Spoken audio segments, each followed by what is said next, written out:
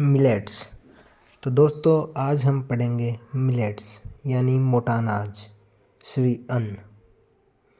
UN के द्वारा वर्ष 2023 को मिलेट वर्ष घोषित किया है, जिसका मुख्य उद्देश्य जलवायु परिवर्तन के कारण उत्पन्न खाद्य संकट को समाप्त करना और मिलेट्स के स्वास्थ्य संबंधी लाभ को जन जन तक पहुंचाना है। वर्ष 2018 में भारत सरकार के द्वारा मिलेट्स की फसलों के पोषणीय स्तर को ध्यान में रखते हुए राष्ट्रीय स्तर पर मिलेट वर्ष की घोषित किया गया है। अब हम आपको बताते हैं मिलेट्स में कौन कौन सी फसलें शामिल हैं। ज्वार, बाजरा, रागी, कुटकी, कंगनी, चना, कोदरा, मक्का, हरी कंगनी, चुलाई, राजगीर, कुट्टू, शावा। बजट 2023-24 में मिलेट्स को भारत सरकार के द्वारा श्री अन्न की उपाधि दी गई है। मिलेट्स से संबंधित महत्वपूर्ण आंकड़े।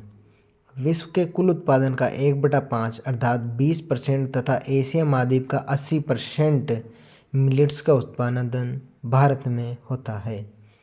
वर्ष 1950 में 51.44 लाख हेक्टेयर भूमि पर मिलेट्स की फसलें बोई गई थी, जो घटकर 2013-14 में 7.25 लाख हेक्टेयर हो गई है।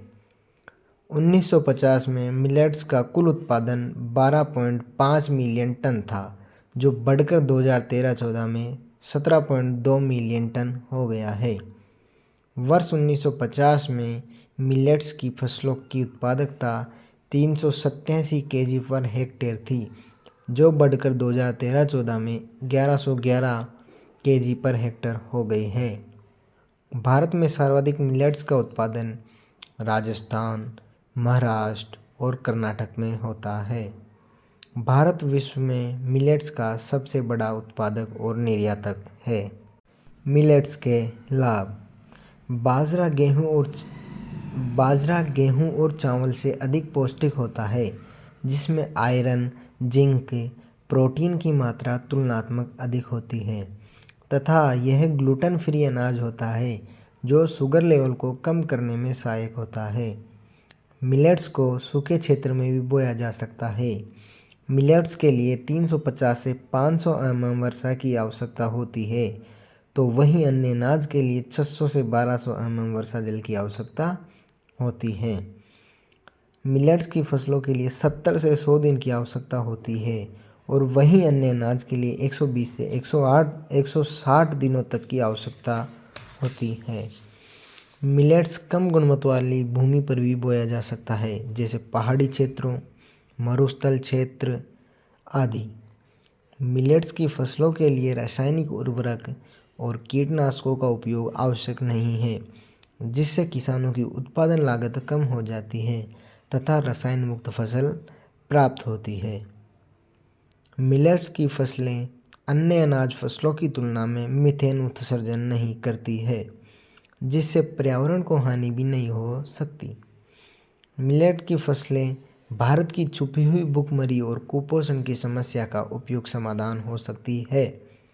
मिलेट्स सतत विकास के लक्ष्यों को हासिल करने में योगदान कर सकती है, जैसे SDG 02 शून्य भूखमरी, SDG 03 अच्छा स्वास्थ्य और खुशहाली, SDG 08 आर्थिक समृद्धि एवं सम्मानजनक कार्य, SDG 12 जिम्मेदारी के साथ उपभोग एवं उत्पादन, SDG 13 पर्यावरणीय संरक्षण, SDG 15 पृथ्वी पर जीवन। इस प्रकार मिलेट्स सतत विकास के लक्ष्यों को हासिल करने में अपना योगदान कर सकती है। यहाँ SDG का मतलब सस्टेनेबल डेवलपमेंट गोल्स है।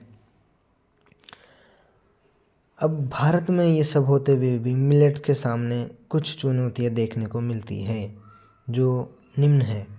मिलेट्स के इतने लाभ होने के बावजूद भी ये फसल आज भी किसानों की पहली पसंद नहीं है, क्योंकि भारत सरकार के द्वारा PM गरीब कल्याण योजनाओं के अंतर्गत PDS हेतु गेहूं और चावल को ही क्रय किया जाता है, मिलेट्स को नहीं। गेहूं की रोटी मिलेट्स की तुलना में अधिक मुलायम, स्वादिष्ट और सरलता से बनाई जा सकती है, इसलिए गेहूं और चावल की बाजार मांग तुलनात्मक अधिक है। ज्वार की उत्पादकता 1 टन, बाजरे की उत्पादकता 1.5 टन और रागी की उत्पादकता 1.7 टन है, परंतु गेहूं की उत्पादकता 3.5 टन से अधिक और चावल की उत्पादकता लगभग 4 टन के आसपास है। इसलिए किसान की पहली पसंद गेहूं और चावल होती है, ना कि मिलेट्स की फसलें। समाधान: उत्पादकता को बढ़ाने के लिए हाइब्रिड बीजों का उत्पादन किया जाए, जैसे हाइब्रिड बाजरा पूसा 1201, जिसकी उत्पादकता प्रति हेक्टेयर 2.8 टन से 4.5 टन तक है। पीडीएस के अंतर्गत गेहूं चावल के साथ साथ मिलेट की फसलों को भी शामिल किया जाए। खाद्य प्रसंस्करण उद्योग में मिलेट्स को प्रोत्साहित करने के लिए नवाचार केंद्रों की स्थापना की जाए। सरकार की विभिन्न योजनाएं जैसे गर्भवती महिलाओं के लिए मातृजननी योजना, मातृवंदना योजना, स्कूली बच्चों के पोषण के लिए पीएम पोषण योजना में मिलेट्स को शामिल किया जाए। मिलेट्स के स्वास्थ्य संबंधी जागरूकता हेतु अभियान, नुक्कड़ नाटक और विज्ञापन क्रियान्वित किए जाए।